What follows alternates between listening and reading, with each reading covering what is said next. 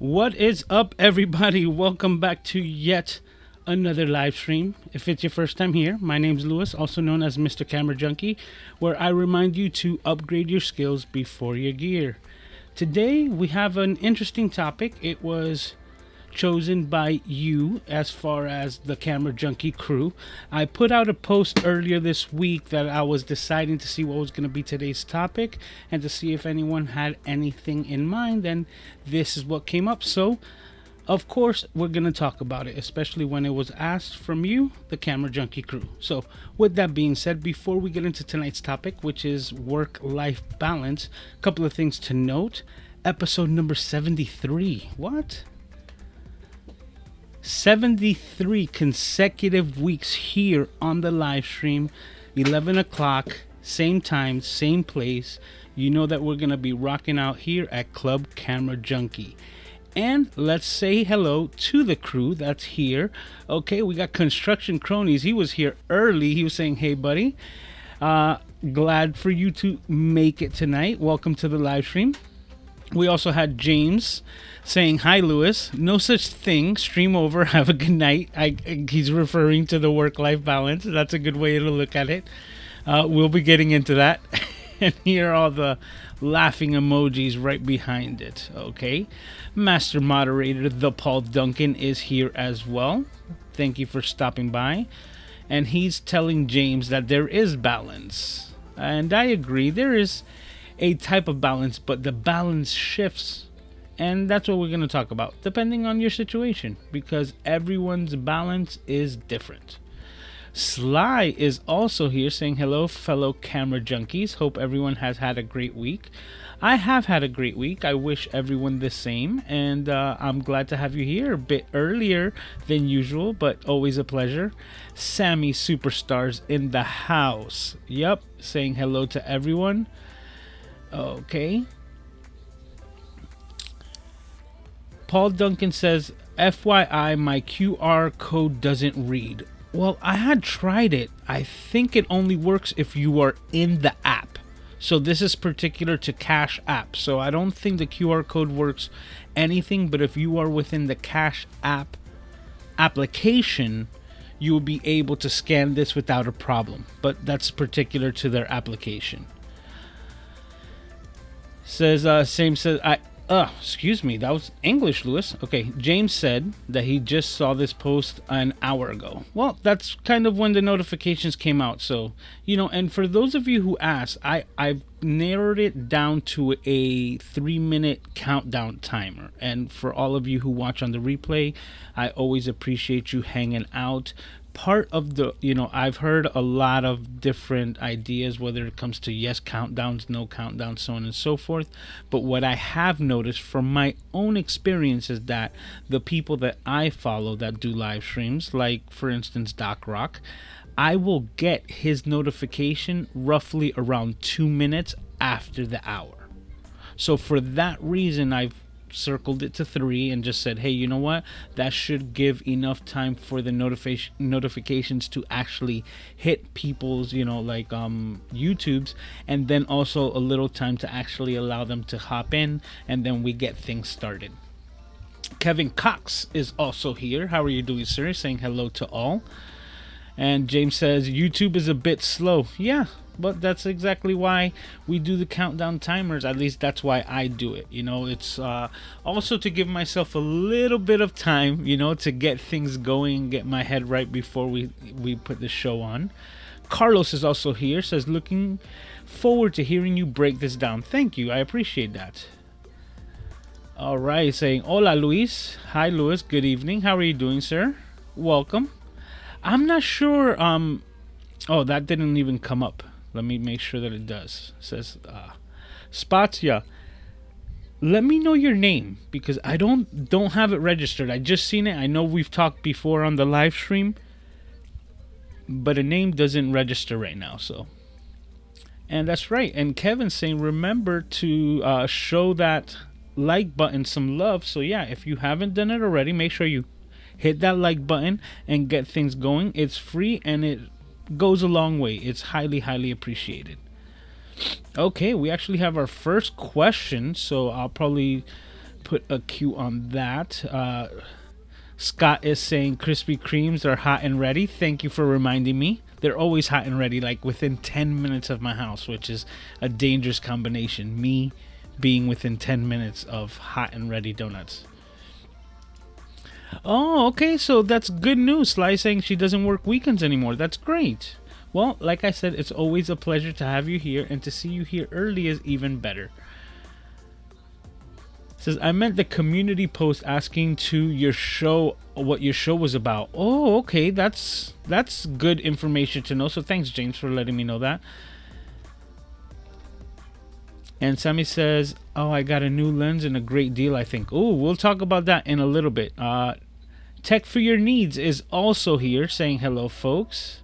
And the name is Alberto from Arizona. Sposia, gracias. Thank you. No, my pleasure. And thank you for letting me know, Louis, you know, just so that we're officially now introduced. So, and yes, Paul is saying, if I got a question, remember to put a Q colon in front of it, because with the application that I use, Ecamm, it makes it very easy for me to make sure that I've checked all of the questions. When you put the Q colon, I can set those aside and then make sure that we go through them. Now, the first question, just to get to it before I start ranting, says, if time is literally money on YouTube, do you think viewers get more from top-down shots as a second angle, or is it not worth the setup or hassle? I would have to say that depends, but I think any additional angles that you can add to it is actually going to improve your production. So right now I can go to my overhead, and this is basically showing you exactly what's going on and a little bit of the, you know, like behind the scenes chaos, right? That's something that we're going to get into because of work-life balance. So this is actually probably the best shot that I've had so far. We have my mug here, so, you know, with my coffee. Don't mind if I do. I have my iPad here with this program that I've used for so long called Hundreds of Buttons. That's where I have all of my sound effects as a touch button there, and they go directly to my Zoom H4, which then goes right back to my Mac Studio here and then out to you guys. But like I said, now I'm just gonna hit this button here on my Stream Deck, right? Because my Stream Deck allows me to click this button here, and now we are to our moving shot. So it will allow me to speak about whatever subjects I desire, including work-life balance, and my cameras will then start automatically rotating because I have them set in a folder that way.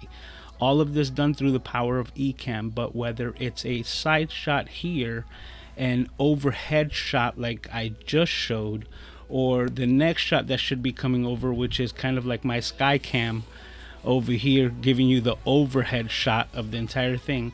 I think the more that you can do, it's actually gonna break the, you know, it's sort of like the pattern interrupts that people talk about within pre-recorded content, to try to make sure that, you know, you got people's attention, whether it's a quick snap or a sound effect. It's something that will add to your production in totality. So overhead shots, I don't see them to be a hassle anything more than any other shot that you can see here. So it just depends on how you would like to do your production. I don't think that any shot, it's not worth it. Just sometimes you don't have like the appropriate equipment. And you know, I have 3 cameras that I use that are like full-fledged cameras, which is a 6100 here and there. But my Skycam shot over here, that's overhead, that's actually an iPhone XR that is kind of faulty. So if you were try to use it as a phone normally, the screen glitches out, and it has nothing to do with the screen. It has to do with the internals, because I can switch the screen a million times over and it will still give you that hesitancy. For that reason is why I've dedicated it to be just a camera, and I don't utilize it as a phone. But instead of just chucking it, throwing it to a landfill or anything like that, I am able to utilize it and get a good image out of it as well, which is a whole nother topic that I can go into, because the quality that you get out of this camera here is a lot better than you would get from a standard webcam on a laptop. So if you were doing some type of Zoom meeting or using Ecamm to do a live stream, and you were thinking about using the webcam, which is not the end of the world if you have correct lighting, but if you have the ability to have like a spare phone like that a lot of us have, either it's our backup phone or anything like that, that you're not going to be receiving calls to, so that in the middle of your production you're not going to get a notification that will throw the whole thing off, or a phone call that will kind of like kick you out of the program. For that reason, you have the ability to use that, and I highly recommend that over the webcam, because the quality of the image is that much better, especially how good these cameras, iPhones and everything are getting nowadays, being that the camera is probably the number one thing, or the number one selling point for this. Now, okay, let me get a quick sip here.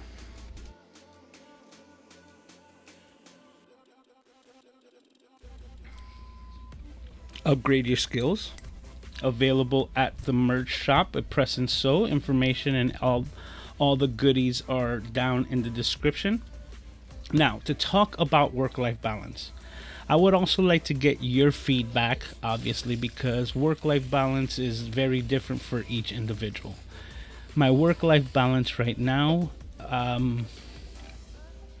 is not perfect, right? I don't think there's such a thing. But at the same time, it's so much better than it was before, when other people might have perceived that I had a pretty decent work-life balance. Meaning, when Aiden was born, I was doing phone repairs. So as a entrepreneur, business partner with employees, doing phone repairs at a brick and mortar location, and Aiden decided to crash the party, now my entire life changed. So my work-life balance took a 180, from planning baby showers to being at the hospital the majority of my time, spending it with Aiden in the neonatal intensive care unit. Then I would leave the hospital to go to work 10 hours, and then come back to the hospital. Even when we brought Aiden home and I no longer needed to go to the hospital, the balance still wasn't all that great, for the reason that I've mentioned before that it felt like I was watching my son grow up through Facebook, because even though he was physically in my house, I was working so much, roughly 80 hours a week, and I would get home so tired that it was either he was already asleep, or I just didn't have the energy to do anything as far as playing. And in those times as well, it wasn't like he was very active either, because of his condition.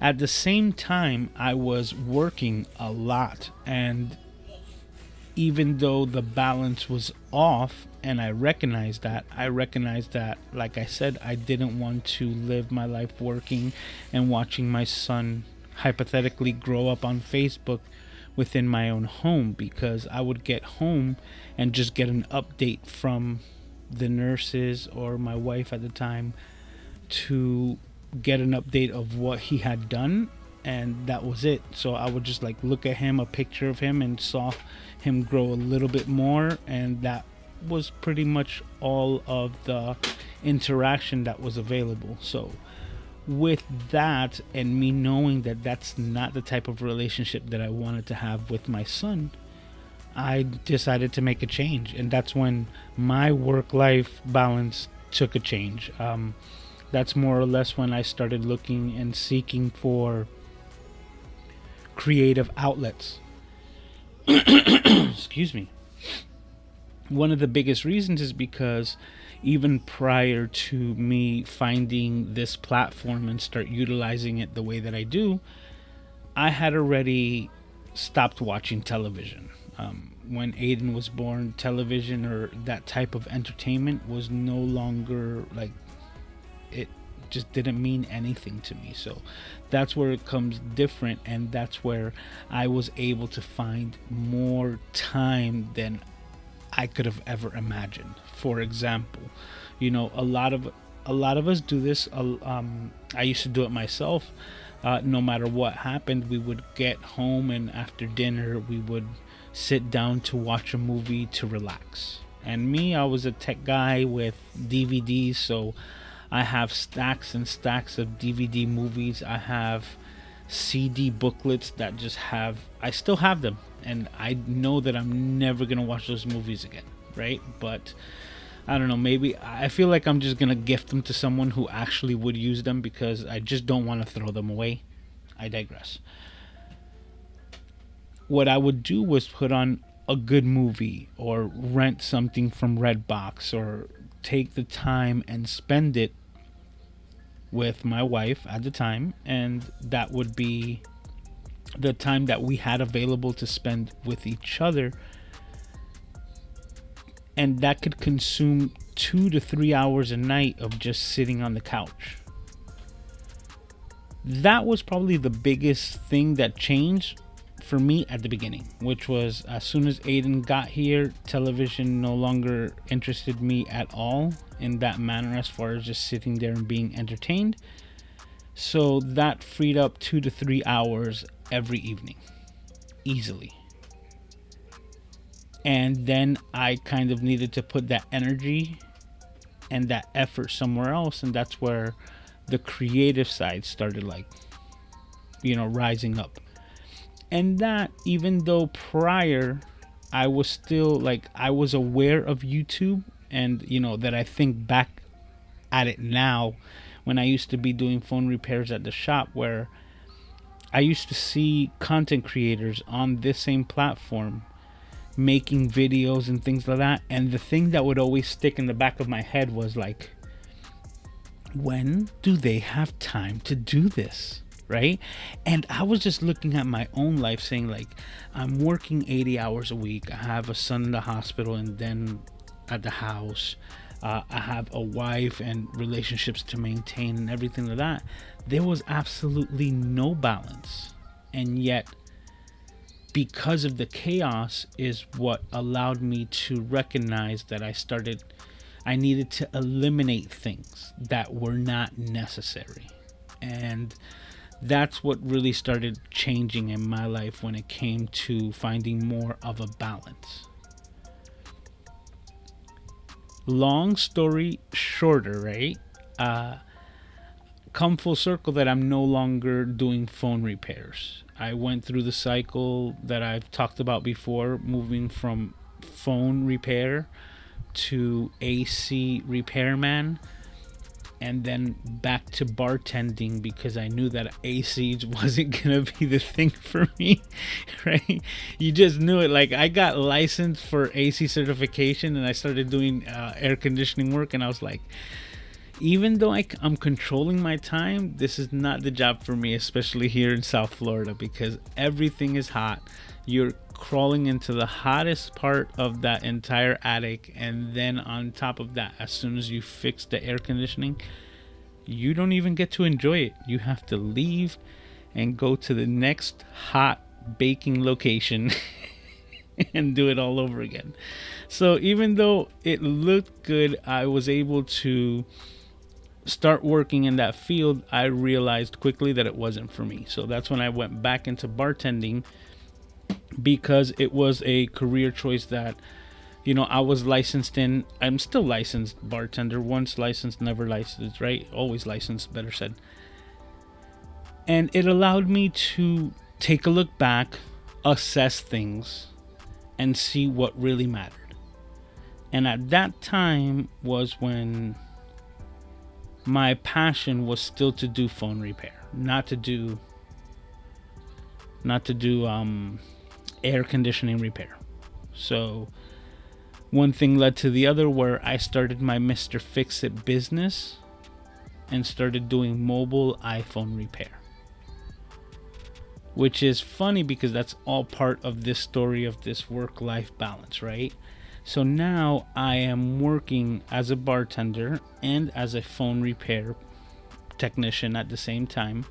And the balance is that the short hours that I needed to work as a bartender, I had someone to take care of Aiden.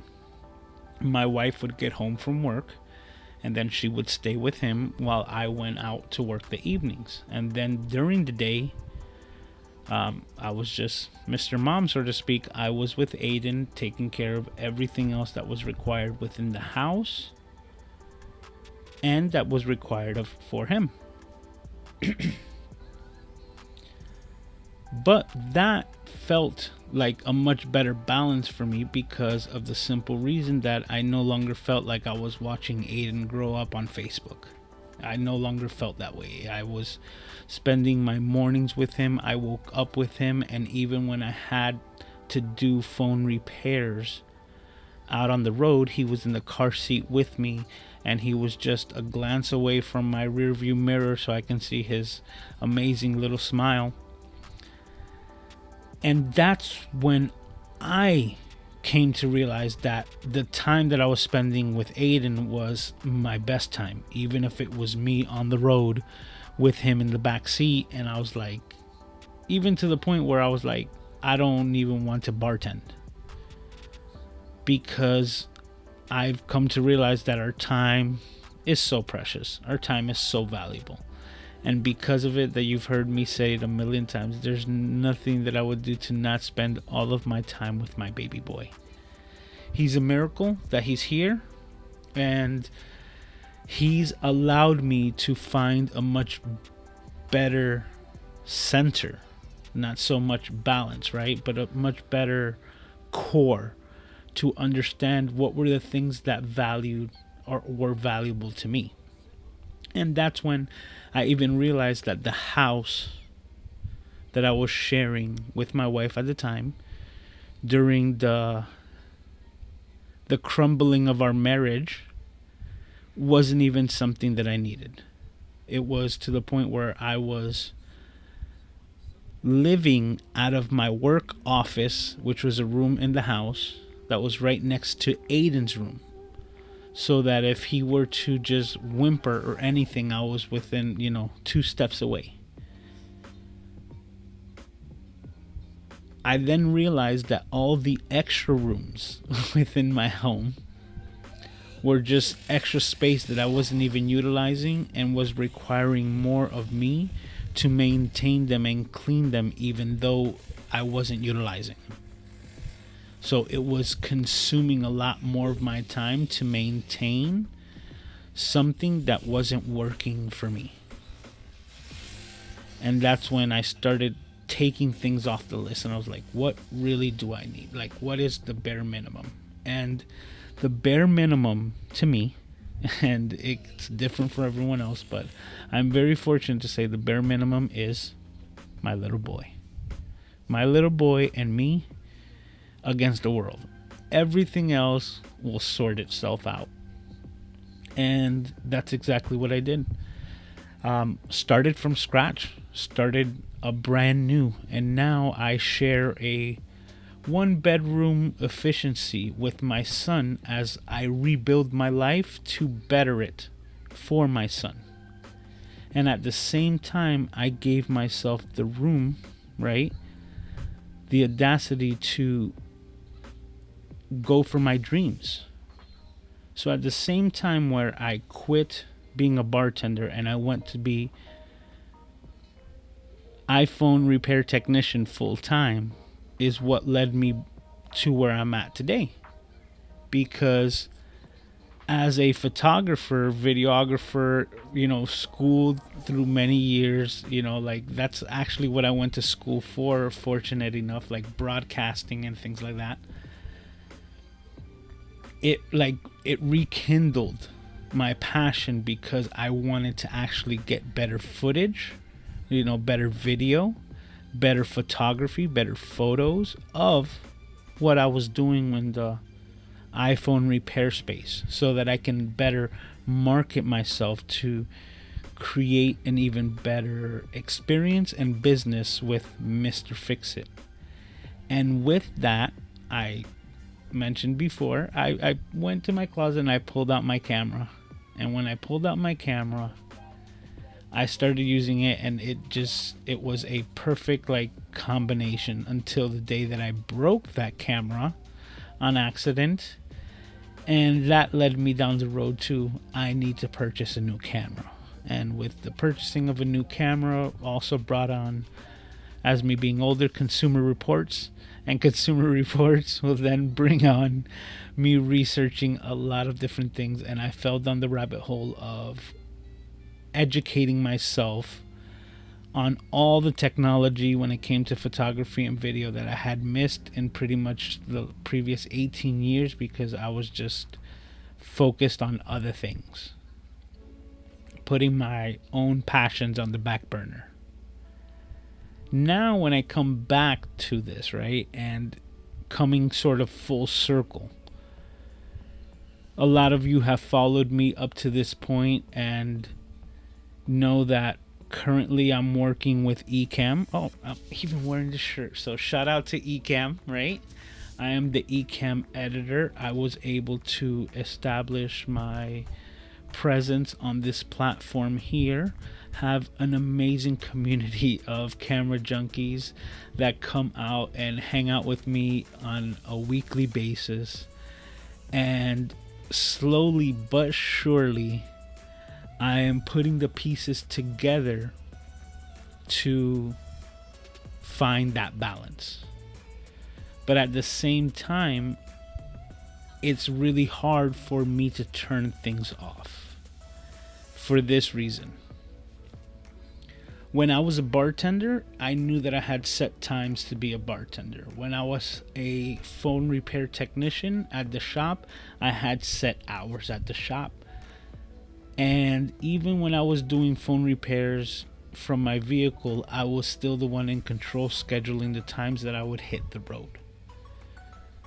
Because of it, I knew that there was like set times for me to work, and then certain times where I can have as like my own, as my downtime. And especially as a phone repair technician mobily, it was like I felt more like a firefighter. Like I was on call waiting for the next repair to come in. But until then, like a lot of firefighters do, that they just hang out at the firehouse waiting, hypothetically for work to arrive. Hopefully it doesn't in their case.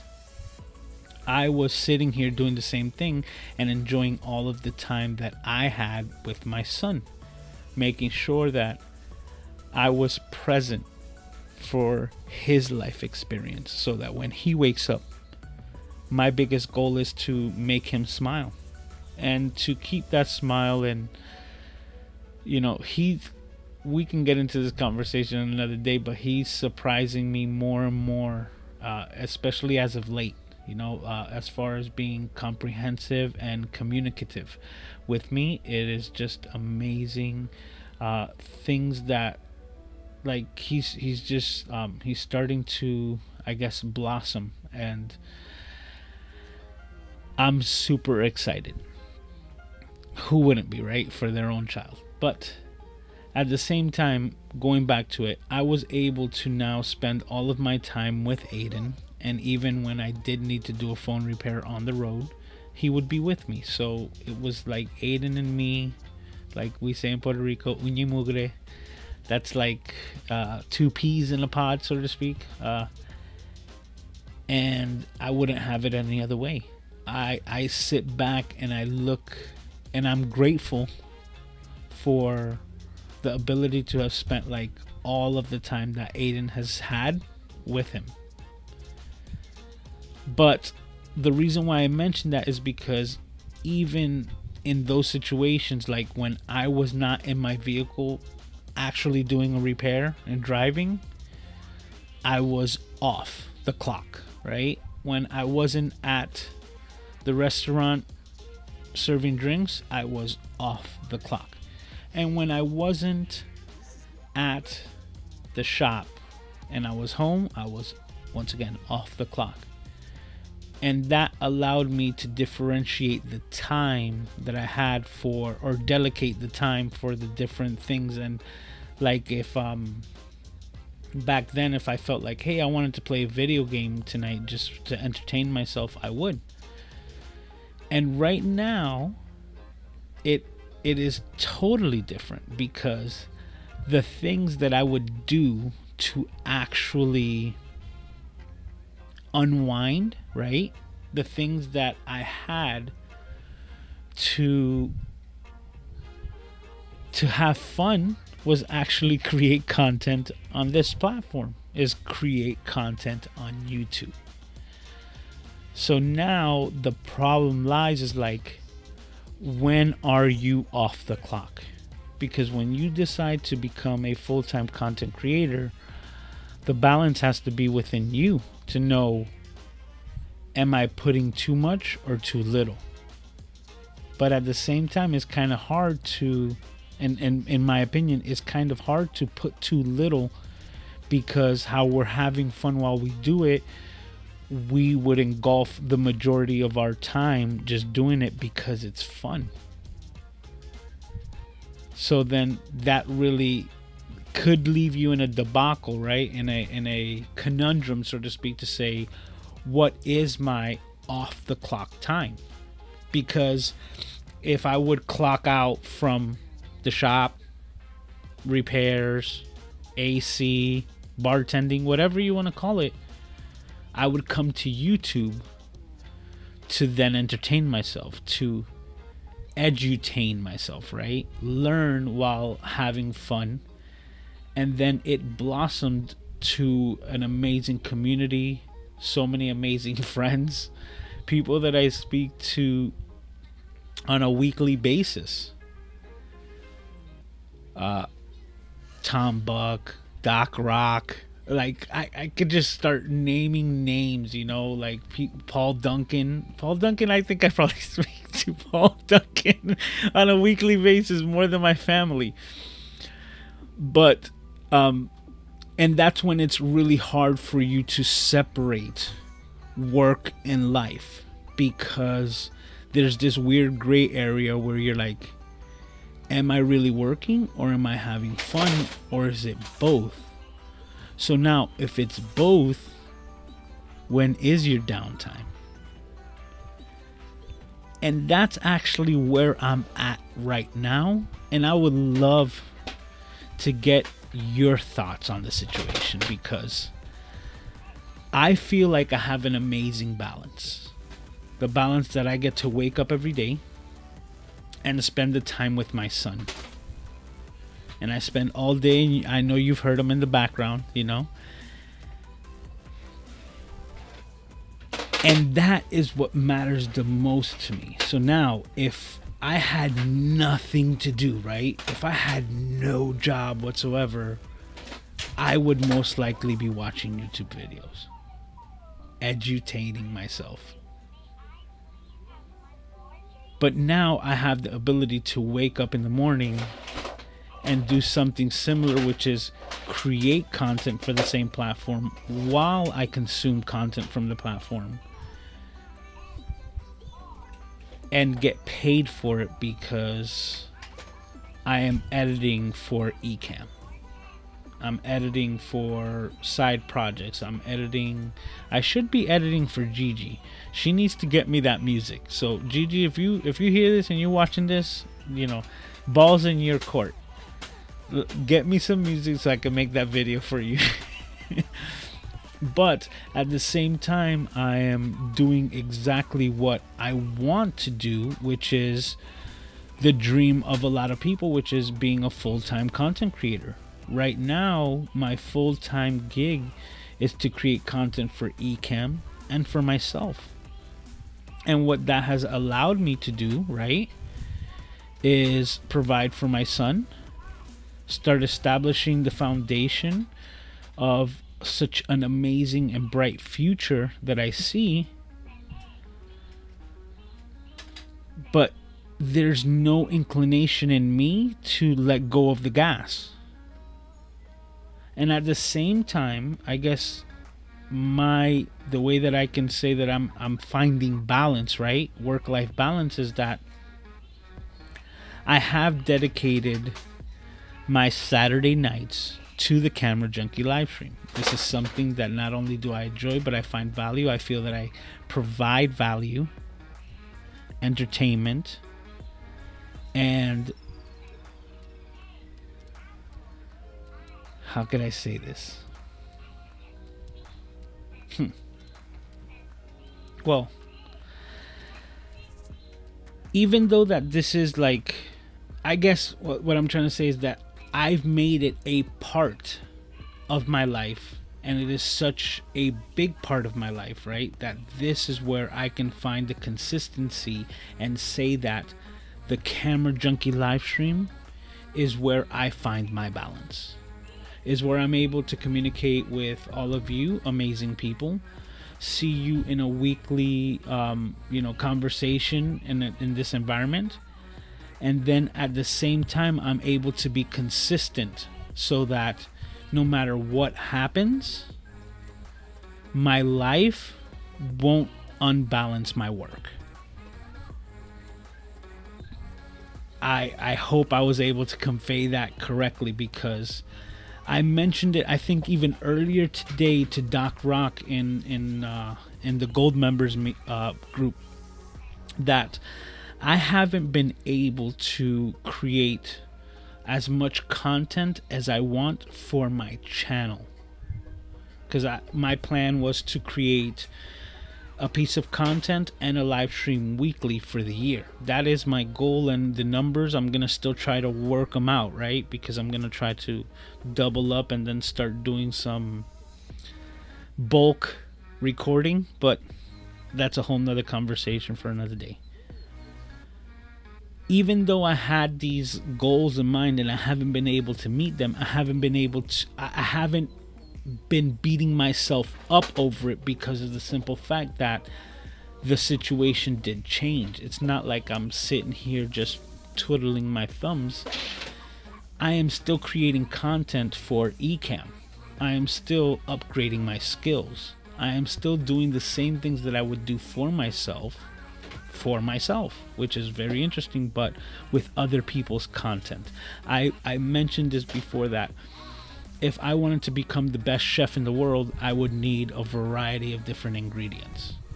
So the more ingredients that I'm able to get my hands on and, chop up and make into some type of cuisine, the more I'm able to perfect my skills and hone in on my skills and get better and better with each dish that I produce.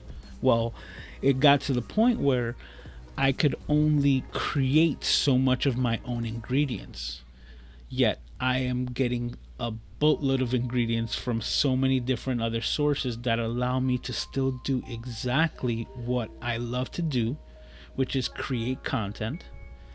I am able to provide for myself at the same time, provide for Aiden, and then still learn from those skills, so that when I am able to put together some of my own ingredients for my own dish, it is, chef's kiss. It is Michelin 5-star, because I was able to hone in on my skills on all of those different things. So that's where I say the work-life balance is tricky for me, but I once again would love to hear what you think, because right now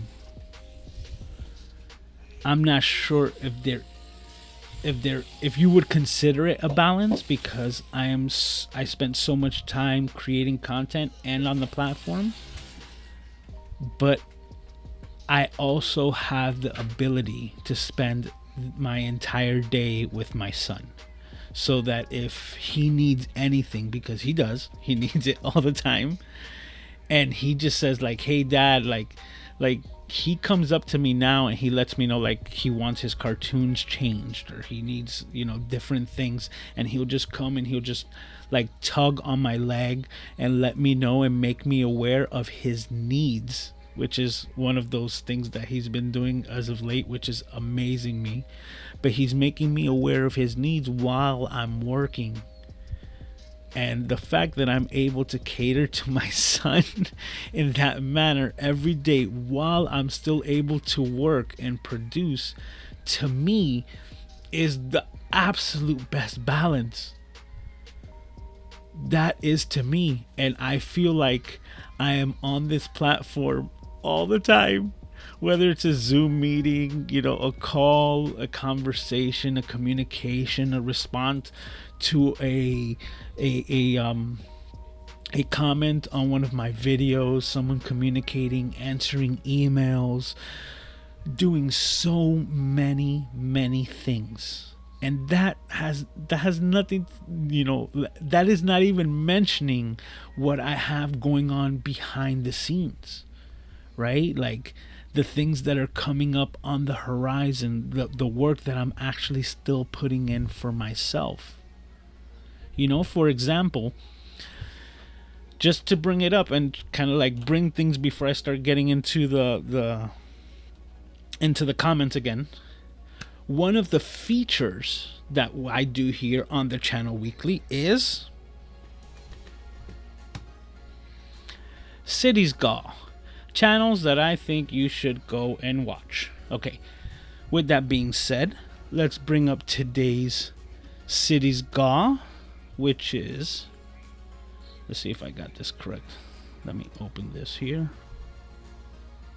Boom. All right, there we go.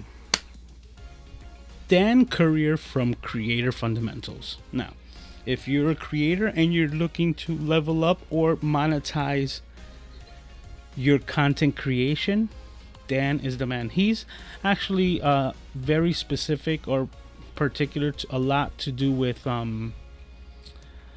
Amazon shopping, Amazon shoppable videos, but he also, in his most recent video, talked about, let me see if I can scroll it up. Yeah, you see, diversify or go broke, because he will also let you know that you need to provide as many different income streams to be able to make this a viable business. Basically, in a nutshell, in that latest video, he basically says that he started getting so much from the Amazon shoppable videos that he kind of neglected other revenue sources, which ended up coming to kind of bite him in the butt because things fell through the cracks that shouldn't have. So it's a good video to watch. But the reason why, on top of that I bring Dan up to date on their Cities Gaw, is because Dan actually reached out to me a couple of weeks ago, and he asked me to make him a video about the experience that I had at People of Video 2021 last year and last October. Some of you are very familiar with that story. Some of you were there, but I took the time to kind of not mail it in. And I asked him first, I was like, when do you want this video? And he's like, can I get it next week? And unfortunately, I was not able to get it to him the prior week because I was actually doing Sammy Superstar's event, and cramming that into that week was just not a possibility. So once I wasn't kind of able to meet the deadline, I already had in my mind that I didn't want to mail it in. So I took my time and I made a video for Dan. Once I completed it, I sent it over to him, and he was so thankful and he was so impressed with the video that I made, recounting my events, or like my story of People of Video 2021, that he decided to pay for my tickets for this year to make sure that I was there at that event. So I am super excited because that's just one thing closer to my goal. So it's already official that I'm going to be at People of Video 2022 this year. I definitely already have my tickets signed, sealed, and delivered. I gotta thank Dan so much because it wasn't expected, and I did this just, as to show my appreciation for the event that he held last year, that for me in particular, changed so many things in my life, and I will forever be grateful for People of Video 2021. For that, I don't think I'll be able to show it, but or to hear it, but just as you can see, I made a video and he was very happy with the final results of what I was able to produce. Basically, like I said, just going over the storyline of my experience with People of Video last year, and because of it, I'm happy to say that that is what's going to happen. But I bring that back to kind of tie all the things together. Dan Courier from Creator Fundamentals, great channel. Highly recommend if you're looking to monetize on this platform or various different platforms. And that was this week's Cities God channels that I think you should go and watch. Boom. So okay. So now we did that. Cities God, all set. And that's what I mean. Like, when I'm not creating for my channel and when I'm not creating for Ecamm, like if I had my downtime, what would I be doing? I'd be creating for creators. And it's like another example that I did was he's somebody that I'm going to be bringing up to Cities Got in a future, segment. But oh man, I'm running a blank on his name right now. Midland Pictures was his channel name. Matthew O'Brien. Wow, just ran a brain fart right there. Anyway, Matthew O'Brien, awesome creator. I've learned quite a few tips from him with his Final Cut Pro tutorials, and he started the channel. I don't know exactly when he started, but I found his channel like over a year ago when he was still called Midland Pictures.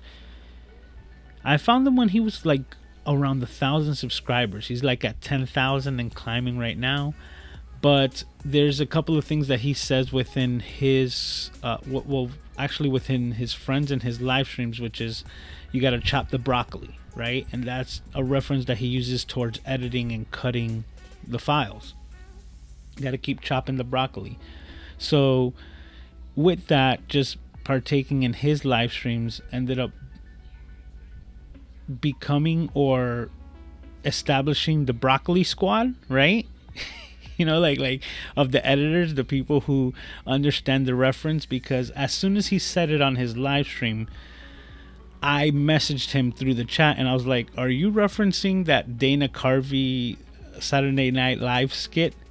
And he was like, yes, that's what me and my friends always reference to. So it was just perfect storm, so to speak, that came about of it. And one day when I was just sitting here editing a video, I had like a brainwave, so to speak, and I stopped my video edit, jumped over to Canva, and just made together this little piece, right, with a B and an S, so Broccoli Squad. They were basically, the letters were made out of broccoli.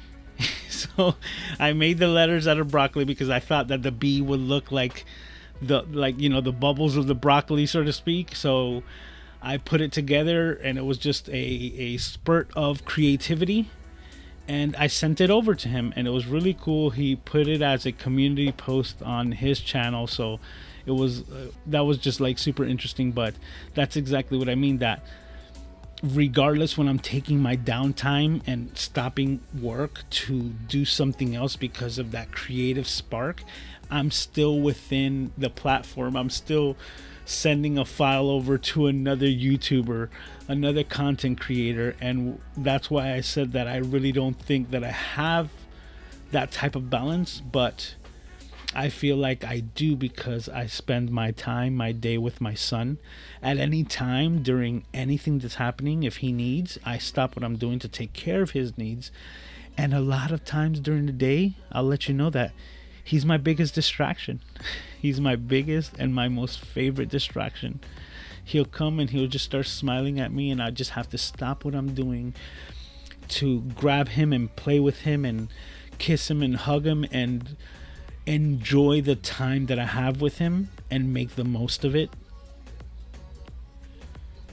So with that being said, I think that to me, I have found a really good balance.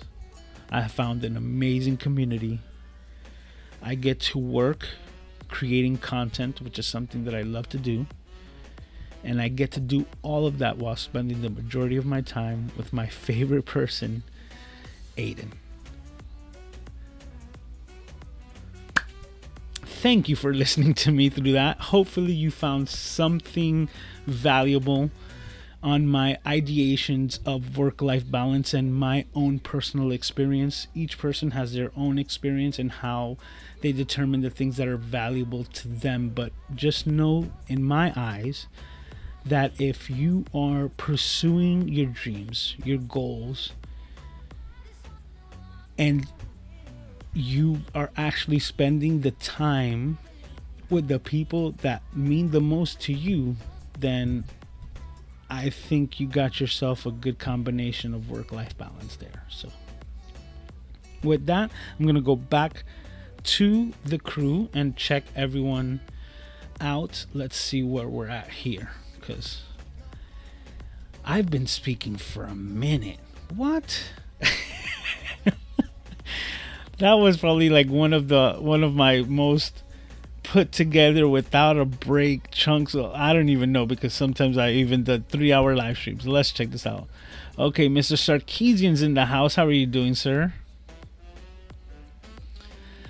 Yes, and if you still here and you haven't done it, just by any chance, if you haven't done it, make sure you hit that like button and do it. It's highly, highly appreciated. Okay, we got Valerie's in the house. What's up? So nice to have you here. I think it's the first time that you were on the CameraJunkie live stream. So welcome, welcome. Gary Jones, how are you doing, sir? Welcome. All right. Producer TV, Timmy Rooks, how are you doing, sir?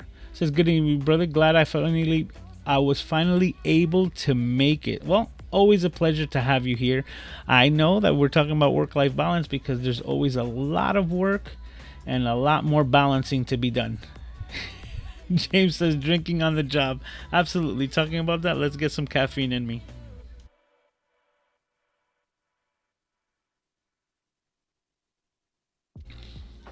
Coffee flavored coffee. Yes. No. Coffee flavored coffee. It says QR code works. The problem was with the YouTube resolution. It does work without the app. Oh, it's not up on the screen. I'm reading all of this. It says it does work without the app. It will take you to the App Store and download it if needed. That is cool. Oh, that wasn't even, like, I didn't even know that. So yeah, I mentioned this as well last week. Usually use Buy Me a Coffee, but Buy Me a Coffee's been a little flaky as of late. So this is just another way. And another thing is that through Cash App, there is no processing fees. So anyone who decides to, you don't have to, but if you do, it's highly, highly appreciated. But it's actually like the best platform now that I think about it when it comes to monetizing your own content, because if people are willing to, you know, send over to you and use the Cash App, then it goes directly into my account and there's no processing. Literally just wait 3 days and it's there 100%. So let's see how that works. So far so good, right? Oh, James says, sounds similar to my story with Emily. We weren't going to the doctor's appointment. I was at work. Yeah, exactly. So like when you recognize, like, just to put in reference, my mornings, I would wake up at 6 o'clock in the morning to get myself ready to be at the hospital the latest 9 o'clock, so that I'd be able to see my son before I headed off to work in the morning at 10. If they were admitting a new patient into the neonatal intensive care unit, no matter what efforts I did or what time, I could have woke up at 2 o'clock in the morning to go see him at the hospital. It wasn't going to happen because they would shut everything down. I would spend 10 hours at my shop and then go back to the hospital to spend the remainder of the evening to then go home, get like 4 hours of sleep. Sometimes we were lucky enough to get a room that was available right there at the hospital, and we would just shower and do everything there at the hospital, just so that we didn't have to take a drive and maybe catch a extra hour or two of sleep on that night. So when I realized that I can put that sacrifice for my son, no hesitation, like, also puts into, kind of into perspective, like, why wouldn't we do it for ourselves? Which is, I think, one of the biggest problems, that we treat ourselves the worst, right? And one of these work-life balance things that is kind of hard is that we are so hard on ourselves so that we don't give ourselves breaks. I'll tell you one thing, and this is just also for context. I have a gaming PC here, right underneath me, which is all set up, and I don't play games because I kind of feel guilty, right? I'm like, I could be doing so many things. I could be working on this and this and that, to take an hour to just do something that I knew would leave like nothing productive at the end of the day, when, like I said, there's so many things in the background that I'm trying to get out as far as content on various different mediums, not alone platforms. So when you're trying to get all that done, I don't see that that's where I'm spending my best time or best utilizing my time. Once those projects are done, then I can kind of like sit back a little bit and be like, okay, those are done, those are checked off the list. But right now they're still prominent, and because of it, I still need to work on them. Timmy is saying, okay, this is a little big, let's bring that down. It says, I find it hard to balance work and life because I work at home in my studio. I got a toddler and I get into my studio room and the task and a half. Yeah.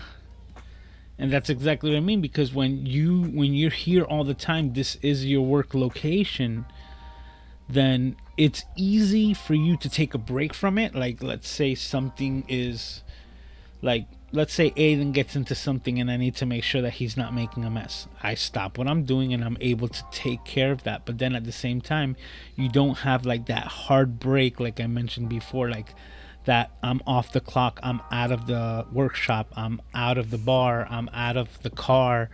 Anything that will kind of be like that hard line of saying like, work is on that side of that line and no work is on this side of the line. But when you work from home and you're doing everything here, because my work location is the same place where I consume my YouTube edutainment, it's kind of hard to differentiate the amount of hours that you spend there and saying like, am I working or am I just like watching YouTube?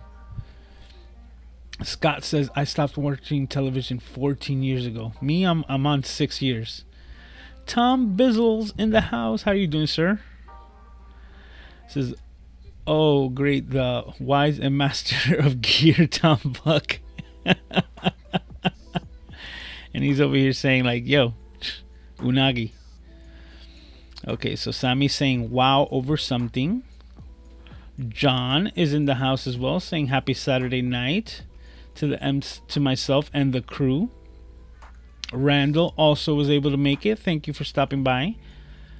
Hopefully you got like everything on your new studio set up. Okay, so everyone's saying hi to each other. Lewis says I'm glowing. How are you doing, Lewis? Thank you for stopping by. And he says, yes, time is so very precious. Absolute. Time is the one thing that's like, in all sincerity, not refundable. And we need to make the most of our time and make the most of our everyday. That's why I also say, like, the fact that I get to spend my days with my baby boy, and he, like, let me also be real, he's also a child, right? Like, he'll work my nerves, right? And at the same time, I'm grateful that he's here to work my nerves. So, and look at what Luis says. That's what I love about me, Luis. Always grateful, and I'm always grateful. Like, time is our most precious commodity.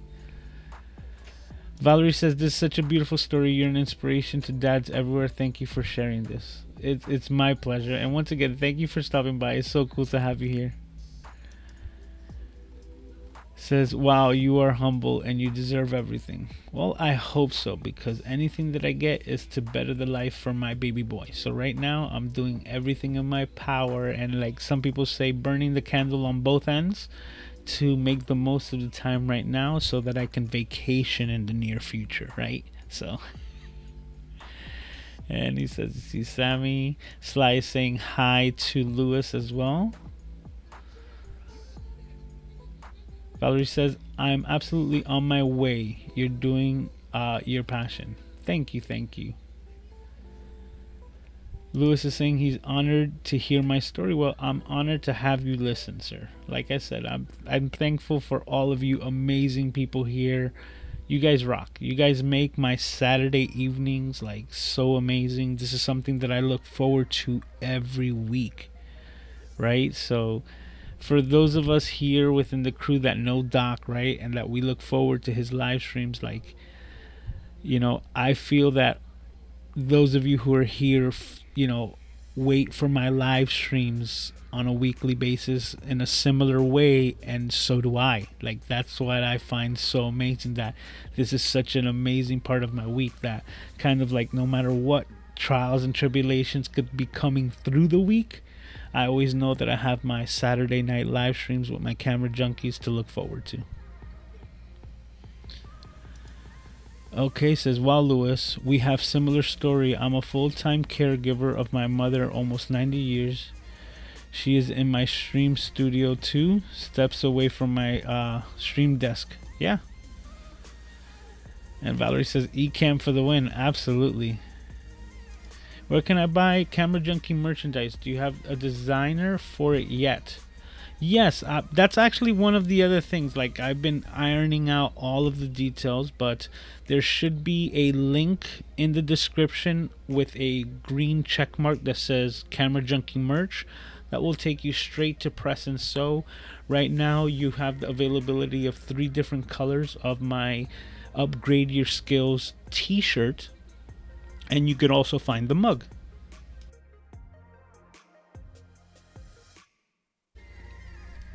But at the same time, there are some new designs that I've been working on.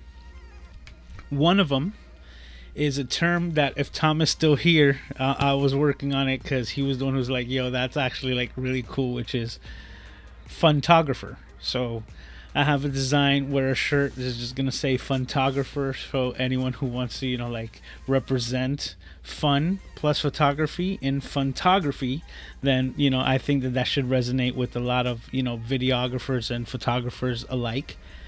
The other one was the long-awaited Camera Junkie crew design, and this was actually what was holding up the entire thing. Some of you have seen it before. I made a post on my Instagram. I'm probably gonna make another one on the community, so you might be seeing it soon again, rolling around there. I made a design that says crew for the Camera Junkie crew, but all within the letters that say crew have even more detail of like cameras, different sayings, different terminologies, you know, all these camera related aspects. And it's like this montage of different, you know, like, or better said, like a mosaic of words, right, that's been put together, and those are what's cut out to say crew. And that's like my Camera Junkie crew t-shirt that I've been putting together for you guys. But there's so much detail in the design that the files that I was sending over to Press and Sew were not coming out in the computer correctly, and they were not being legible as far as, you know, for the design aspect. So throughout all this time was just me trying to find the workaround, and I finally have the program now where I can create the designs without an issue. That way I can send them over to Andrew from Press and Sew and start getting more designs up and running. So as of right now, there should be at least 2 more designs coming up there soon. There might be some different colors available, just maybe, but that's for anyone who's who wants to stop over there. I would definitely tell you, if you haven't, I will be mentioning it again here at the let's just I will be mentioning it to you when the time is appropriate, when I do have them up and set up, and I will be doing a reminder of the new updated designs available at that same exact link.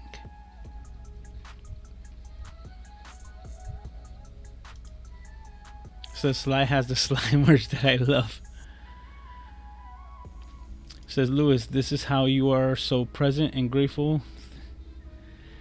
You think about your baby boy. Yeah, and that's one of those things, like, right, like your purpose will let you know what you should be doing, so to speak. And Doc Rock also mentioned this as well. So he says, when you know your purpose, then there's nothing that will stand in your ways. He referenced like these stories that you hear of like a car, you know, like trampling a child, and a grandmother like picking up a car and just getting the child to save him in safety, right? Like at that moment, the grandma was not thinking about car physics or anything, and somehow was able to muster an unworldly power to be able to see the situation at hand and know her purpose, and nothing determined or stopped her from saving that life. So when you know your purpose, then you know that there's nothing that's going to stop you, because I've also mentioned this before, like I don't have anyone to help me. So when this guy wakes up and he needs something from me, it doesn't matter how tired I am, it doesn't matter how much I don't want to do it, none of that matters. It needs to get done, and I'm here for him, so I'm the one who's gonna do it. Once you have kind of like that gene inside your body and you're able to activate it for yourself, so many good things will be happening for you. So many good things. Okay, so let's see, it says thank you. So he's saying, Lewis, you are a superhero to your son. Thank you. I appreciate it. I do my best, and I think he's worth it. There goes Paul Duncan, master moderator, got the merch in there. Thank you, sir. Okay, so we have a question from Lewis. Says, what's your biggest struggle and how do you overcome it? Right now, I can honestly tell you, personal life is probably my biggest struggle, because the personal life is the things that are outside of my control. So even though they're outside of my control, they do affect me, right, in a second hand manner, but they still affect me. So not that I have to make my decisions around other people's decisions, but once again, they do affect me. So yeah, just having to take care of family things and like that, I think that would be my biggest struggle at the moment. But it's just, that's temporary as well, you know, that's temporary. And when you recognize that things are temporary, then I think that should help you just understand that, like, it will be okay. It's not the end of the world, right? So because of that, the sun will rise the next day. It will show up and you will be fine. You'll be able to work through it. Sometimes, you know, you get paralysis by analysis and you start overthinking about things that are hypothetical in the future, but yet they actually have never even happened, because, like I said, it's hypothetical. It's ethereal at that moment. And until the future becomes the present, it's not actual. So take it day by day. Says, do I need money financially? How can we help you in your dream? Well, thank you for that, but anyone who wants to help can do the Cash App right here, that, like I said, that goes directly to me. Not that you have to, but the people who have donated to me and to Aiden, basically, to the Camera Junkie cause, I can't tell you that means the most to me, because you don't have to do it, and yet you still went out of your way to show your appreciation. So how could I not show the same? It's just amazing to me, and that's why I sit here in awe week after week of such amazing people that I am now able to call my friends, to call my camera junkies. So it's amazing. It says it's up to you for sure. Everyone finds the balance that works for them. Exactly. The hardest balance for me to find right now is wake sleep balance. Like not work life balance, but awake sleep balance. That would probably be the biggest thing. Like, am I getting enough sleep? And that's a conversation for another day.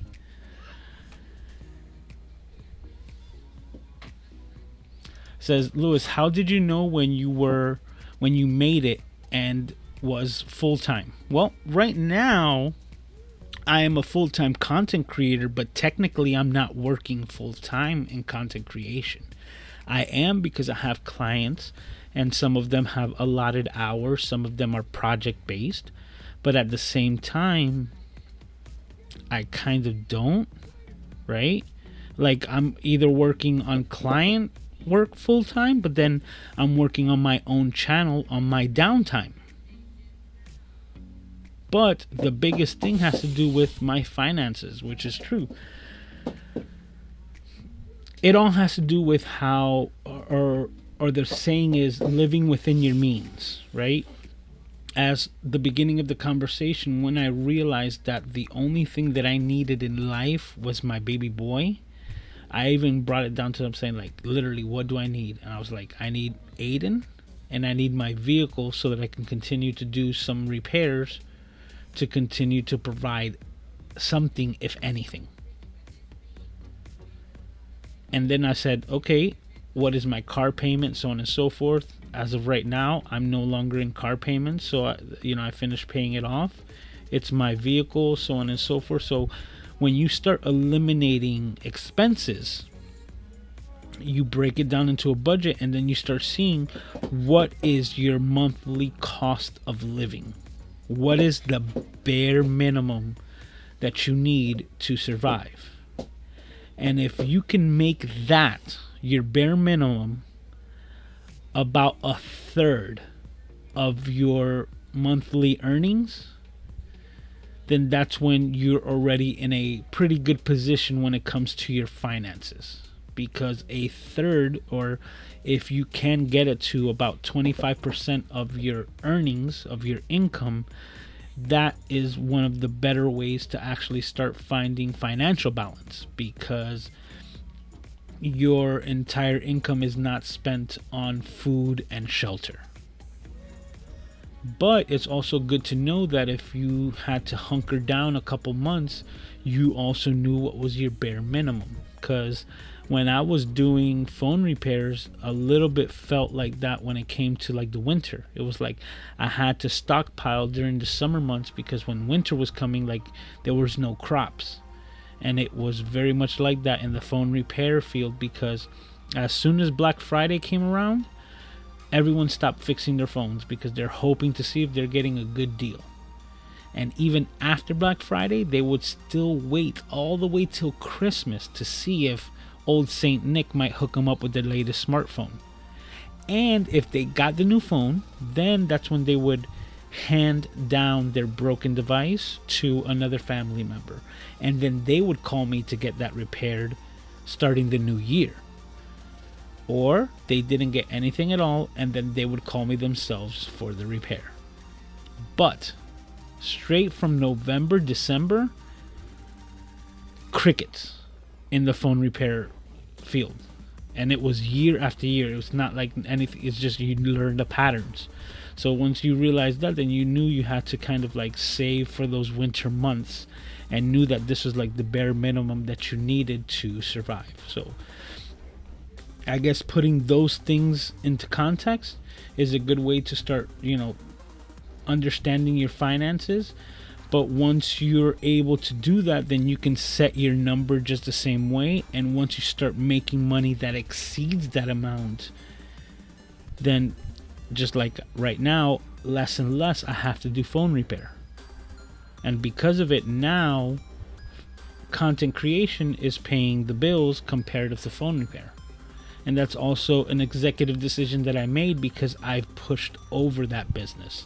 I now for phone repairs, anyone who wants it needs to contact me via text message. I am no longer wasting, and I said that correctly, wasting time answering questions that could be answered via text very easily, like prices of repairs and things like that, instead of having a half an hour conversation with someone every single time just to be nice and courteous to give over the same information.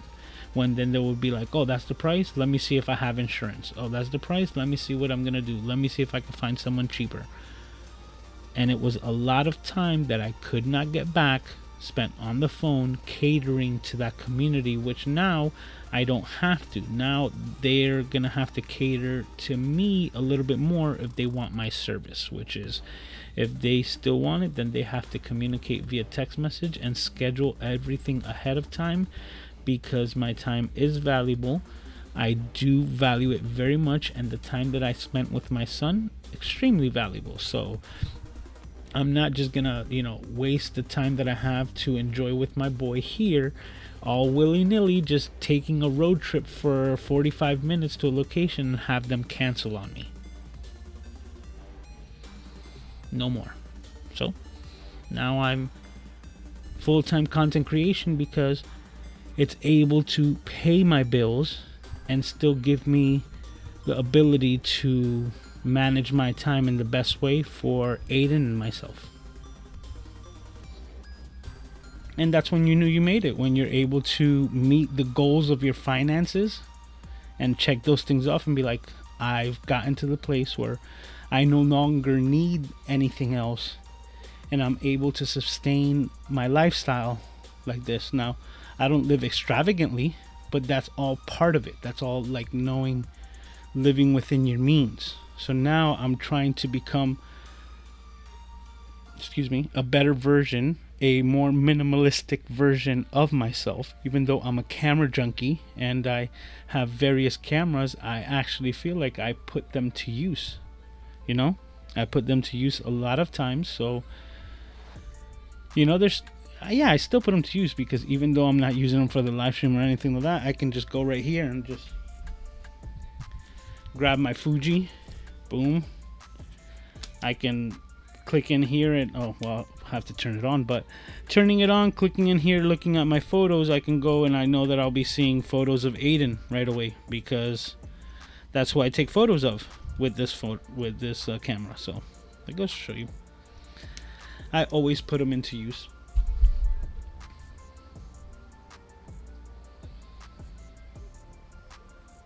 Okay, so Sammy says, so you're doing no more phone repairs anymore? Wow. Yeah, like very, very little. And like I said, and if they do not fit within like those parameters that I've set, if they're not able to meet, and like, because how can I rely on someone even being there when I show up to do the repair if they cannot respond to a text message in a timely manner? Right? I did it a lot on faith, but I don't have to anymore. And because I'm making the most of my time, that's just the way that business is now being structured, because my time is better spent editing in this bay right here, whether it's my client work or my own. All right. Dale is in the house. What's up, man? How are you doing, sir? Thank you for stopping by.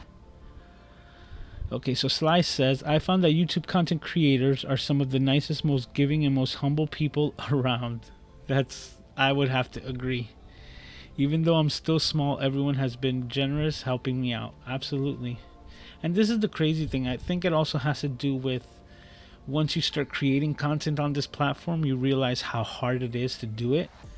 That you will never kind of like degrade anyone who's ever put any type of content on here, because you know how difficult it could be. And Randall says, if you're doing what you enjoy doing and making money, I believe you have hit a home run. Whom among us can say that we're living the dream and being happy? Yeah. And let me give you another little example. This is a very small room here that I share with my son. I've mentioned to you guys before, because he owns like everything from this level down, right? And I have everything above. So my personal belongings are up high on shelves where he can't get to them, but then everything that's available to him is like, this is his entire space. So instead of sharing a room side by side, we share a room kind of like bunk beds. Like he's got the lower half and I got the upper half. And that's the way that I designed it here, because that's what I was able to do for the time being. Excuse me. Got to make sure I get the mustache out of the way. So, but yeah, when my father, and that's why I bring it up, when my father first came to this location, he saw it so small. He saw it so small that he was worried. He's like, oh, but you don't have enough space here. You don't have this. And I was like, you're asking the wrong question. I was like, ask me if I'm happy. And he was like, And I was like, ask me if I'm happy, because I'm ecstatic. My situation right now, like I said, I am able to control my environment. Things that were negative, things in my life were removed. Things changed. And now I'm starting anew, and I'm starting it with my baby boy, me and Aiden against the world. And I'm very happy. And now look at me, right? Look at this amazing community. So many amazing things that have happened, and everything having, I think, spawning from the fact that I'm grateful and happy, right? I'm happy and grateful for all the things that I have, because there's, no matter how bad things look, right? No matter how dire they could seem, there's still a bunch of people who wish that they had it as easy as you. So I guess putting that into context always lets me be grateful, because I know it could be worse. It says Randall is right. We can all take a page and learn from the book of Lewis. Happiness over everything. It says you really have the best perspective and the best attitude. Thank you, Lewis. I really do appreciate this. It says so many people would be focused on the blessings. Many people are in victim mode and paralyzed. I think, it says, I react a message by accident. I'm walking on the track of the workout, so oh, sorry, no problem. It says Lewis still has it. Okay. Well, Ecamm is not a sponsor, so the question here says, how did you get Ecamm to sponsor you, Lewis? Any tips for me? In all sincerity, is just the same formula. I've just been grateful I was within Ecamm, because Ecamm was the tool of choice that I preferred to do this broadcast. That led me to the Ecamm community. I was then able to become a moderator within the Ecamm community, and that's something that I like. Once I reached that milestone here, I was very happy. Just doing the work because it was something that I wanted to do, so I was just engulfed within the Ecamm community and just being myself. And like Sly had said before, that the community of creators are just helpful, so just being helpful in any way that I could. And one of those things was, as a moderator, I was able to be part of the Leap Into live stream last year as well, and I spoke at that event, which was something that I wanted to kind of check off my list, right, in the future, and it came so much faster just because I was willing to help. They asked if anyone could help with this event, and I was, to my understanding, thinking that they were needing help with the moderation. So I was like, I'm all in. Let me know where you need me. And because I was willing to help as a moderator, I was placed on the panel and became part of the event. That was just one of the many things that I guess Ecamm was able to see while I was part of their community. And then when it came to Ecamm themselves looking for a video editor for their content, even though I believe I could have been recommended, I was still put through the paces to see if I was going to be the right fit for the job. And it wasn't, as far as employment or sponsorship, it is Ecamm. I'm fortunate enough to say that I am their editor, and like, they are my client, right? And they hire me for a certain amount of hours each month to edit what they want me to edit.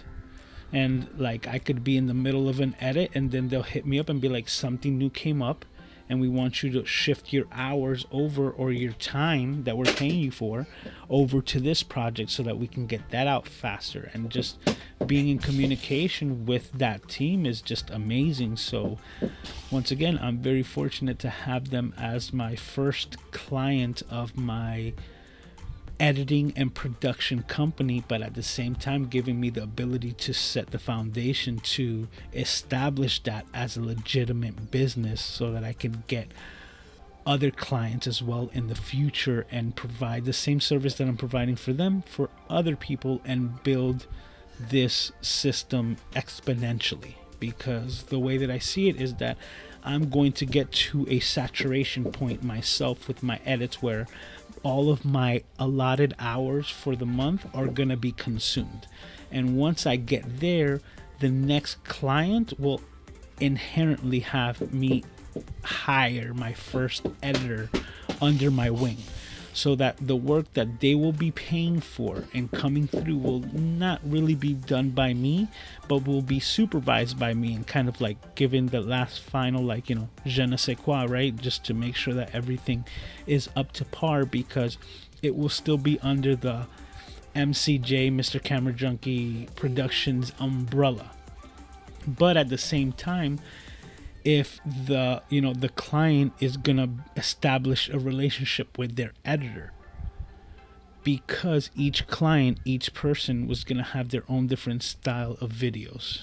And I use Ecamm for an example, because the first videos that I edited for Ecamm, there was a lot more back and forth, right? We're getting to know each other in this dance, exactly what they're requiring from their edits, what they want, like to what level of detail. And now we're at a point 3 or 4 months down the road right now, where we're at that, I take so much like pride and pleasure in saying like that I have Caleb, who I'm communicated with me, like kind of like not even double checking my work, and he's like, yeah, we know it's good, just send it through, send it to the box so that I can download it, like, and that they already have that confidence and that trust in me to know that I've already been able to hone in on their style and what it is that they want out of their edits. And because of it, it turns out to be a good relationship when they're able to just ask and I'm able to deliver. And once you get to that point, then that's like an amazing relationship with the client.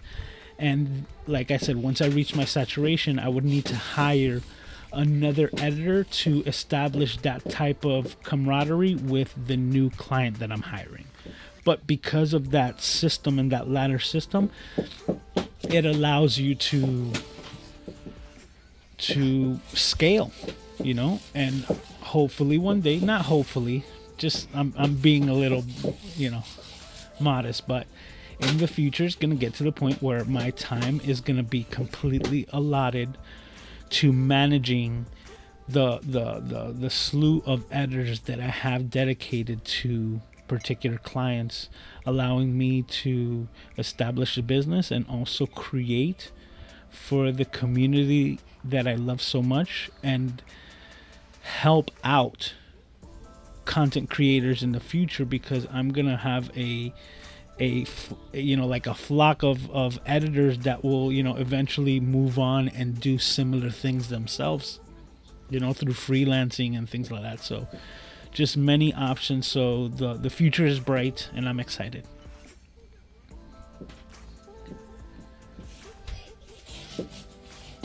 Sammy was saying, like, what do you mean?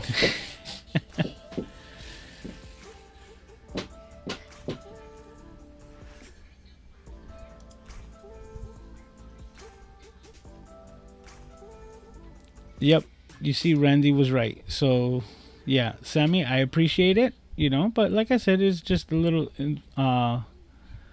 like Randy just said, I still get them. So I did see it, and you can see I answered it. Oh my God, it's 12:30. Scott's got a question. It says, can you recommend the absolute most entry-level price colored lavalier mic for doing some interviews? Decent sound quality, natural. Thanks in advance. Oh, corded. I read colored. Okay, so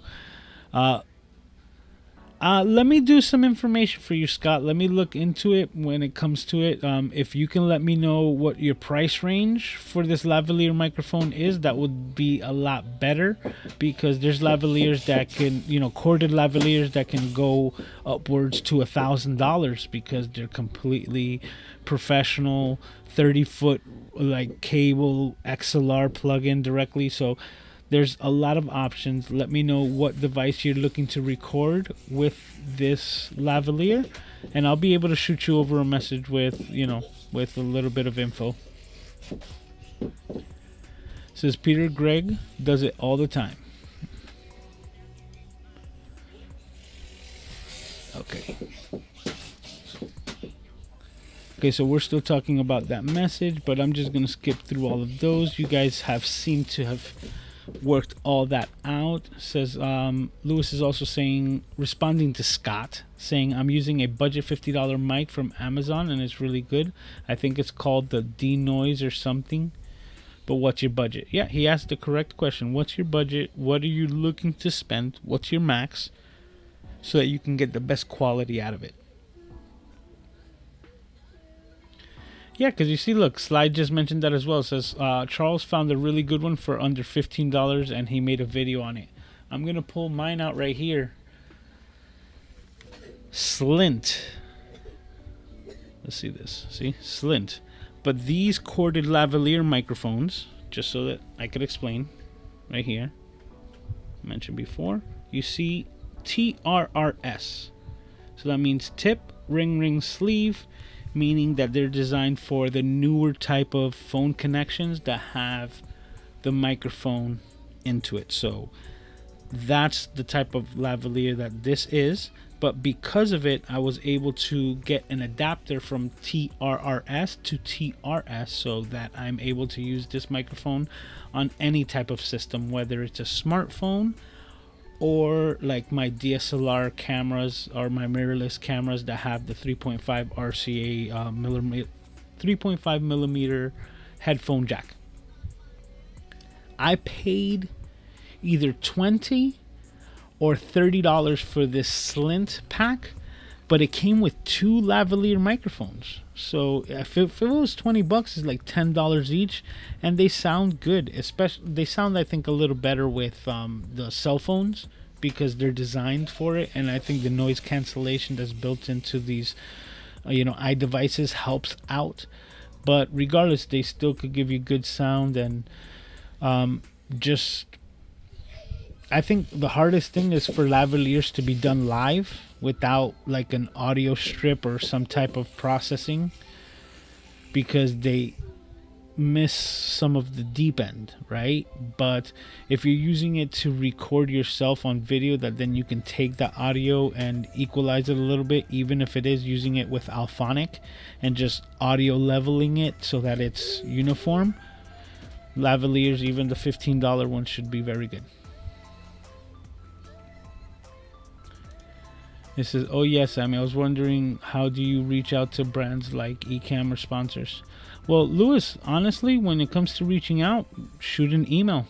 Like, that's how it starts in any brand. Start a communication with them and try to find out. And if not, like, not just only Ecamm, but any company, check LinkedIn, because LinkedIn is where you will find a lot of the head honchos of these companies to have their information there. So if you're able to figure out who you're supposed to contact at whichever company it is that you're trying to reach, then I would tell you, take that information and see if you can find them through LinkedIn and start a conversation. Say hello, and you're good at that. So just say hello and start a conversation, and you should be good to go. You would be surprised what happens from there. Oh, and another tip is that if you actually looking for sponsorships, and this is a pro tip for anyone, right? This is me having conversations with these companies in the back end and what it is that they're looking for. Make it easy for them, right? So if you have an idea for something and you're trying to get sponsored, don't ask for a sponsorship and then they'll be like, yeah, sure, what do you want to do? And you have nothing. And you're like, oh no, I was just looking to see if you were willing. Like, no. Because if they're willing to sponsor you for whatever it is, they want to know what it is that they're going to sponsor. So that's kind of like, I guess, not so much today's banking, but back in the day, you would have to like put together like an entire like presentation, kind of like a PDF form or something, so that you can get a bank loan, because you were literally selling your pitch to the people at the bank.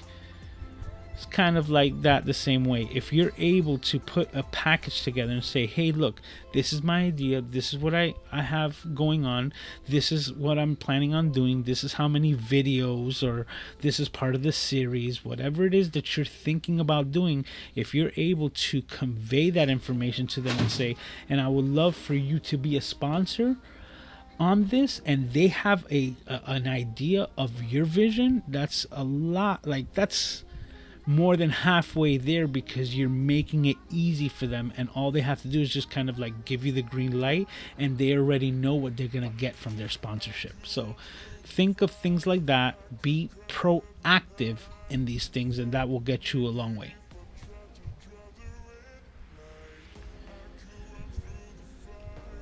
Okay, so Charles is saying okay, so we just got here about, we'll see if Charles actually sent over that information about the cheap lavalier microphone, because Sly says, hi Charles, can you tell Scott about the lavalier mic you found that's so cheap? Okay. I thought you edit for Doc too. Am I correct? Yeah, that's what I'm saying. I also edit for Doc Rock, but it's a little funny with Doc Rock because he's just been editing his own videos. Like, I've been talking to him, like, bro, like, you need to send me the files for me to edit them, right? And he's like, yeah, I know, but you know, gang. And then he just will do his thing. And lately he's been on the like podcasting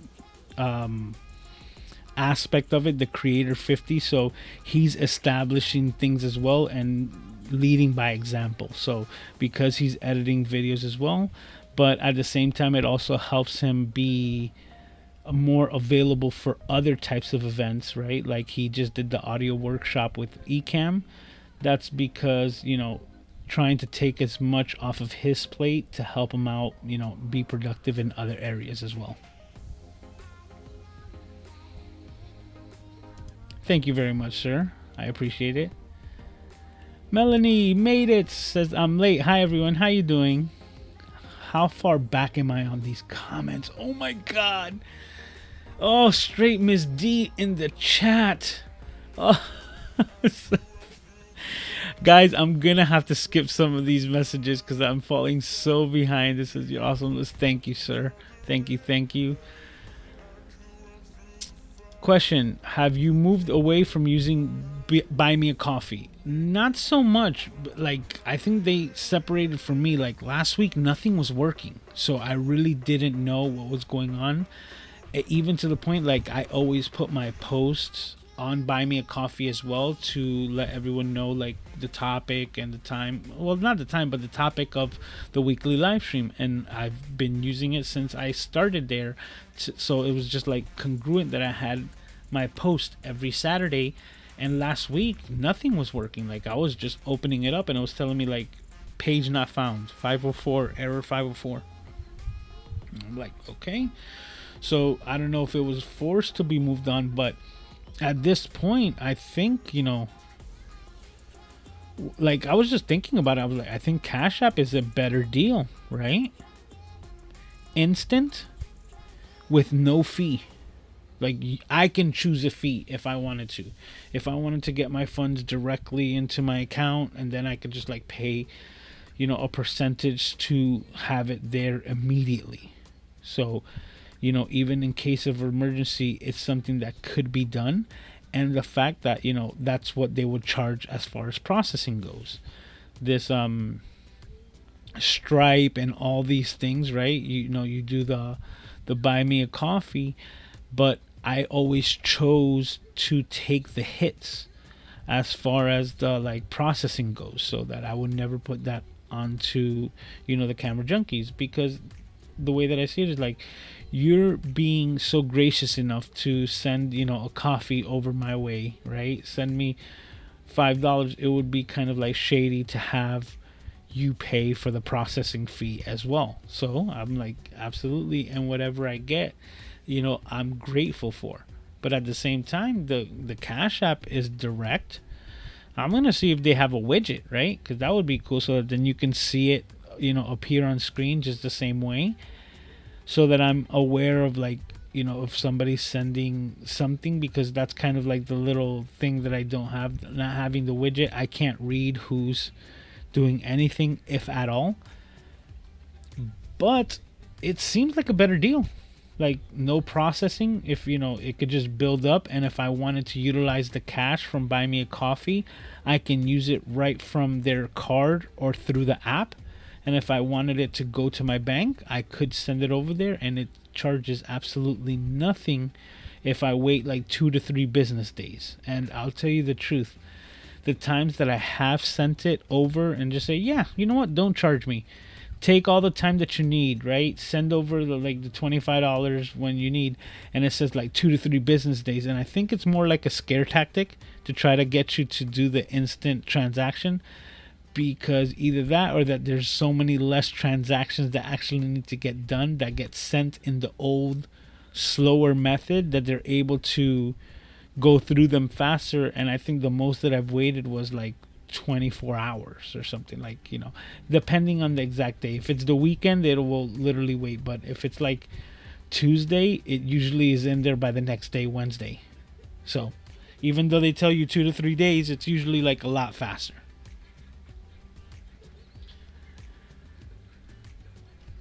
And yes, Paul is saying that you can find the mug at MrCameraJunkie.live/merch. Well, that's a link, but you could also find it at pressandsew.com/MCJ. It's all the same thing.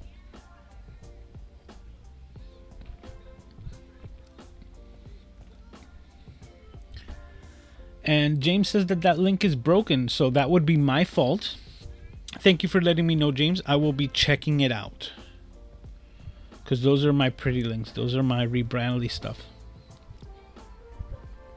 And Charles says that sounds like a great idea. Hopefully that was my business scaling. Hopefully. I'm getting good feedback on that. Oh, and Paul put the other one for the merch. So, okay, thank you. It says, I've noticed a lot of people stop pushing the Buy Me a Coffee links. I was wondering why. Now I know. Yeah, because if it's not working, how can you push it? It's like, hey, you can go over there and it's a dead end. It's a 504 error. It says, my Stream Deck added a character. Oh, okay. Oh, it added the 0 to the end of it. Awesome. Okay, thank you. I appreciate it, sir. That's quite a nice compliment. You are the greatest of all time. Hopefully that was for me. I'll take it, though. I'll take it. Let's go. I don't know if you noticed this, Lewis, but when you click the link from the Peter Greg Live Facebook group, your chats don't work. I haven't noticed it, but thank you. See, so many things I gotta check up on. Sly has a question. Since there's no Sony ZV-1s to be had right now, what would be the next recommendation? Thoughts on the Canon GX-X Mark III? I would honestly, if you can find the Mark II, you'd probably be better off. The Mark III, they went back into that contrast detect autofocus, and the Mark II was utilizing something more like the Sony with the phase detect on the GX7, and that's why it became so popular, especially with the streaming crowd, the Twitch streamers. But I haven't used that camera as myself, so couldn't say like I would recommend it, but it all depends on the use case, because you could be looking for something completely different and not need even that type of point and shoot. So even though the ZV ones cannot be had right now, they cannot be had new. And Mr. Camera Junkie, I always go to the used market. I would definitely tell you to look at not regular places for it, you know, like not Adorama, not things like that, but Facebook Marketplace, used, like I always say, oh my god, I'm running a blank. What was the name of it? OfferUp.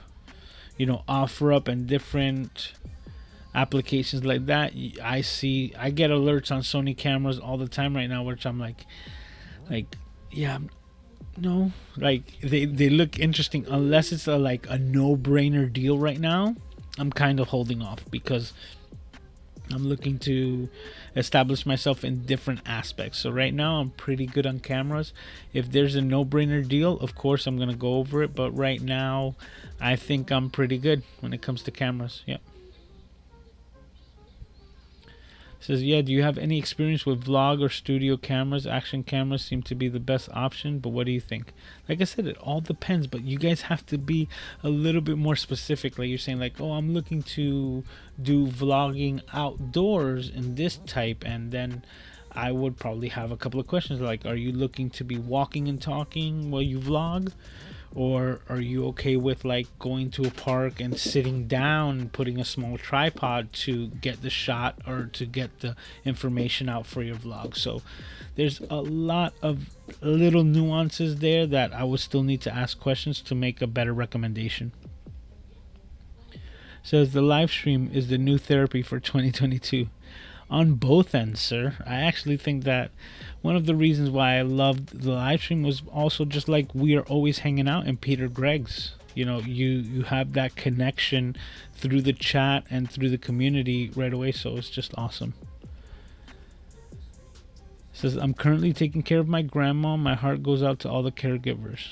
Hey, dude, much love, sir. Okay, so I'm gonna have to, I'm just trying to see the general conversation. People are talking amongst themselves. Carlos saying, great outlook on life. Don't need to future trip. Yeah, well, exactly. Like, don't get analysis by paralysis. I think that's what we're talking about there. Right? The sun will shine again, and let's go. That's right. Kippy's in the house. How are you doing, sir? It's been a while. I haven't had you here. It's a pleasure to have you stop by Camera Junkie live stream as always. Just got okay. I see I just read it, so I'm glad that, you know, feeling better and that you're here, all on the up and up. The worst is behind us. Charles says, I see a lot of technology in your setup, just missing one thing, an alarm clock to keep you awake. That's pretty funny. How do you practice gratitude, pure joy, because some people don't appreciate their blessings? Listen, I could be lucky to have recognized it when I hit my lowest low. And this is something that, you know, talking about Carlos Motivated Minds, I spoke about on his live stream, which was probably when I felt the lowest low, was when my entire world was crumbling around me.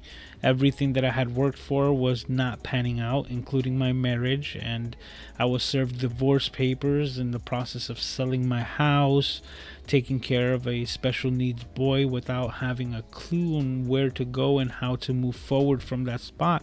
And somehow I needed to muster up and still recognize that this was not the worst situation for anyone in the world.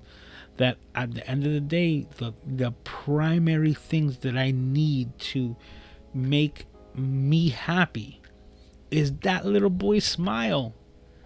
That little boy's smile. It doesn't matter, because it didn't matter if I was in the hospital, if I was at my house, if I was on the road in the car. It didn't matter what location. If I am with my boy and he can smile at me and I could be the reasoning for that smile, golden. That's it. Winning. So I guess that's how I'm able to count my blessings. I have a very good reminder every day. Every day I look at my boy.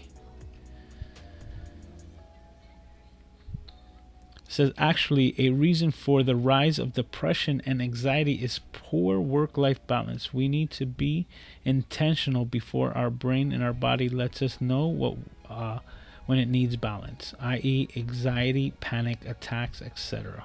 That is, I don't know if that came up and it took me longer to read it, but I'm putting it up there so that everyone can see.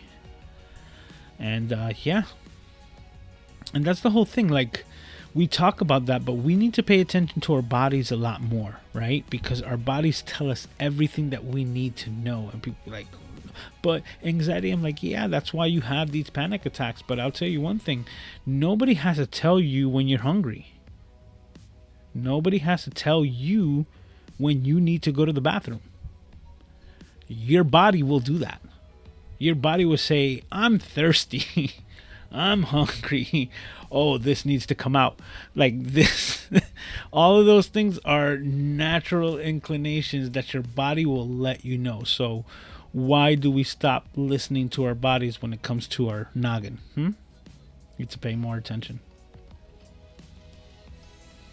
Okay, so you're hearing me doom scroll over here. So everybody's just, talking to each other. Okay, so let's see.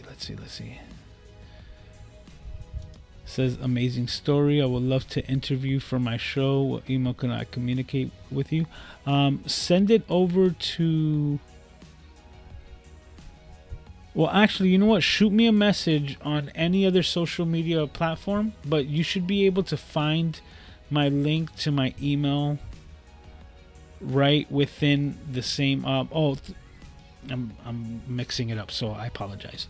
My channel description. So if you were to go into my channel, you would be able to find like information or about me, and then in the about me you should see my email address, and I would tell you to look for it there. If not, hit me up on any social media platform. I just kind of don't want to say the email over the live stream, just to try to avoid as much extra spam as possible. Okay, it says, Charles said, MCJ, how do you feel about people responding to text messages is the same when we content creators post a video here on YouTube and no one takes the time to comment? It's not the same. I wouldn't consider it the same, because it's not like if I were to send somebody a message like via text and get ghosted, where they don't even respond to it or anything like that. It's not the same as someone not leaving you a message on your content. For example, I consume a lot of YouTube, right? And when I was doing a lot of repairs on the road, I would be watching YouTube on my phone. And now, watching YouTube on my phone, I could be in the middle of a video that I was engaged in, and I probably would have left a comment, right? On, one of my friend's videos, something like that. And then the next thing you know, before that video ends, I get a phone call from another client. And now I'm in a half an hour conversation, and I'm driving while I'm taking care of Aiden to the next location. And by the time all of that whirlwind passes and I look back, I'm like, I don't even remember what video I was watching on YouTube. Okay, I got your message here. So yes, I'll be messaging you here to Instagram. So perfect. Okay.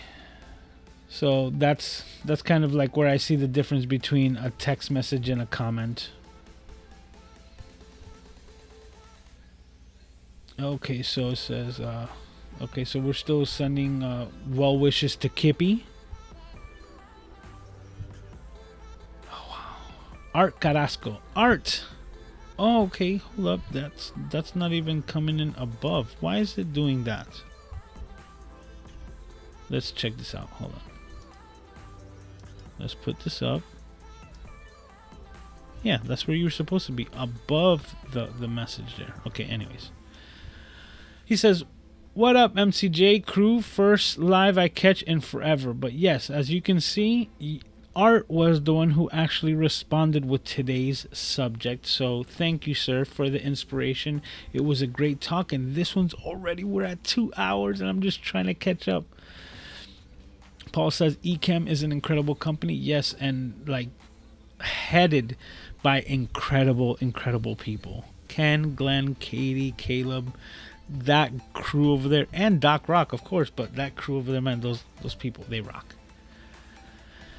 It says, I gotta get around more people like you, Lewis, because you help me see how grateful life can be. Absolutely. But hey, I'm here every Saturday, so you know where to find me. Kevin says, I have a couple of budget-friendly lav mics. The Power DYs. Okay, so I guess it wasn't D-Noise, it was DYs brand, and they go on sale quite frequently. Check them. Okay, cool. And why are you going behind? You're supposed to be over here, there, in front of things. Oh, I know what's happening. Boom. I'm gonna fix it right now. Pop. Boop, boop, boop. All right. So I'm gonna take Kevin's comment, and using the power of Ecamm, I'm not gonna go into live demo. I take my main shot and I unlock the scene. Then I click Kevin's comment, and it's laying behind everything, but I'm gonna push it to the front. So now it's there. I'm gonna push it above the fold so that it's not mixed in with the rest of the context on the screen, and then I will once again lock the scene so that the next time that I click a comment, it should stay at the same exact location. So we're gonna run with that. Okay, there's so many comments, guys. You guys are amazing. I know you're all talking, so I'm just trying to go through the comments and not repeat what you've already informed other camera junkies here. So we're talking about macaroon recipes. Okay, so Lewis is saying have a good night and take care. Okay, thank you once again for stopping by. We are going to be closing it out. So guys, if you do have any final questions, I'm going to tell you right now while I'm running through the chat.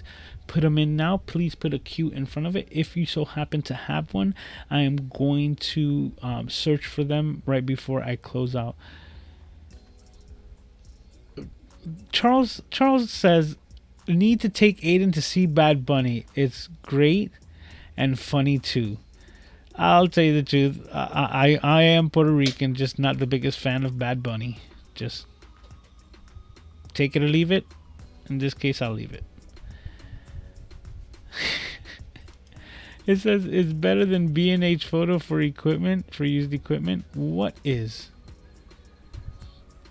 Not Bad Bunny. I don't know what you're talking about, Charles. You got me running over here because you're mentioning Bad Bunny. It says or KH.